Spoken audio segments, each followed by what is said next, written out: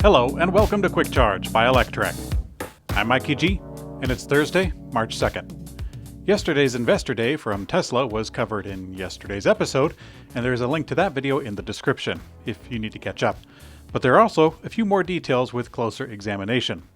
Let's get to the news. Tesla has teased what appears to be a new wireless home charging station as part of its charging presentation with Investor Day.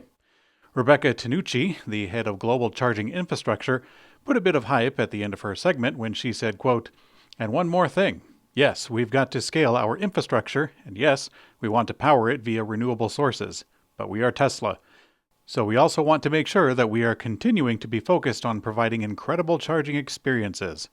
She then went on to show a slide in the presentation of a mock-up of Tesla's 50s diner charging site and also a wireless power charging device installed in a residential garage.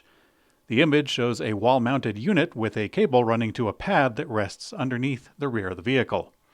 Several companies have actually been working on wireless charging for recent years, but the technology has never really taken off, at least for cars. If this tech is underway to the same extent as the 50s diner, which has already begun, then we hope that the charger is close to finished. On the downside, this may be the death knell for the previously unveiled concept of a solid-snake robot charging arm.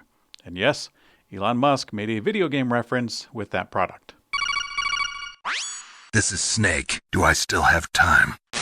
A deadly Tesla crash in China last November, which at the time was subject to swirling social media rumors and blaming it on autopilot or brake failure or too powerful of electric motors, turns out to have just been another example of pedal confusion.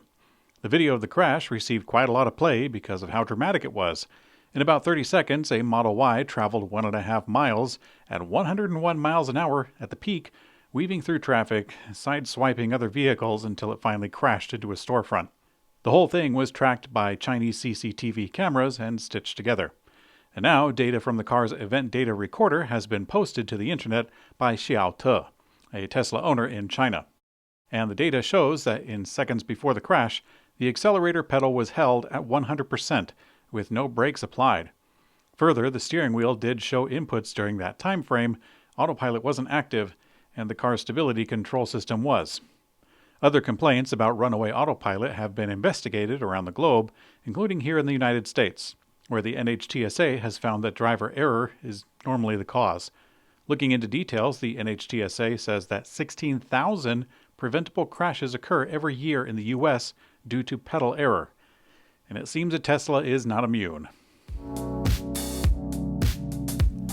Redwood Materials' EV battery recycling pilot program has been going on for about a year in California, and today the company shared an important update.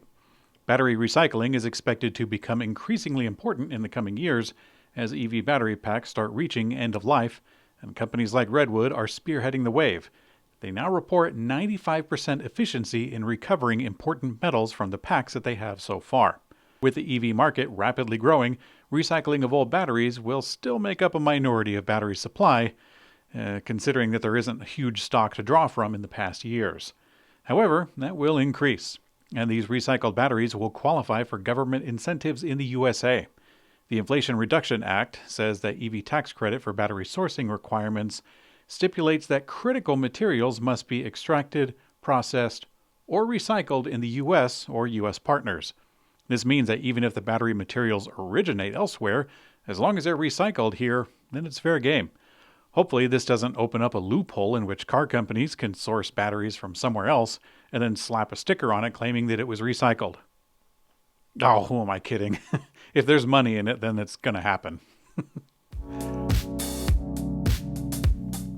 After being paused for about a month while a battery issue was investigated, Ford has announced that the Lightning EV production will restart on March 13th. Ford originally stopped production in early February after one vehicle displayed a battery issue during pre-delivery quality inspections. About a week later, Ford discovered the issue and went to work. Now that production can resume, this will hopefully alleviate the stock for hungry dealers. The F-150 Lightnings are scarce currently, despite price increases, as Ford continues to fulfill its massive order list. But in the future, there may be a way that Ford can count on at least a sliver of stock coming in, or rather coming back. Ford recently filed a patent titled systems and methods to repossess a vehicle.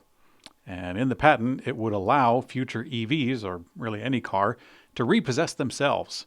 For example, the patent shows that if you default on a payment and fail to respond to the notice of intent, the vehicle could execute the first step in a multi-step repossession procedure, such as activating the stereo to, quote, emit an incessant and unpleasant sound.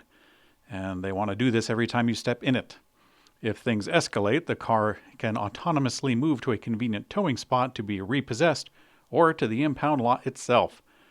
This isn't out of the question, as many newer cars have tracking devices inside of them anyway. George Orwell would be spinning in his grave, I'm sure. Ford has unveiled a new business unit called Latitude AI, designed to develop automated driving tech for future vehicles. The division will initially focus on a hands-free, eyes-off driver's assist system to improve safety to the driver's experience. Initially, Ford invested in Argo AI, but it didn't attract a lot of investment, and it seems to have fallen through, largely. With today's press release, it seems that Ford is putting the Argo engineers to good use with the newly established division. With full self-driving technology still a few years out, Ford looks to a strategic approach by focusing on Level 2 and 3 systems where they already excel and potentially can pull ahead. In today's community comment found on YouTube, Greg Vovodsky says, "Please remove your annoying and boring transition with sports car and music. How about using a 1-second wipe up/down, left or right with some changing sound effect, thunder or Star Wars, laser, or R2-D2 tone?" Well, Greg, that sounds like fun. Let's play a little game of Name That Tune for sound effects. You can leave your guesses in the comment section on YouTube. Here's sound effect number 1. All right. Put your guesses there and also make a comment in that same comment and make it special. Here is sound effect number 2.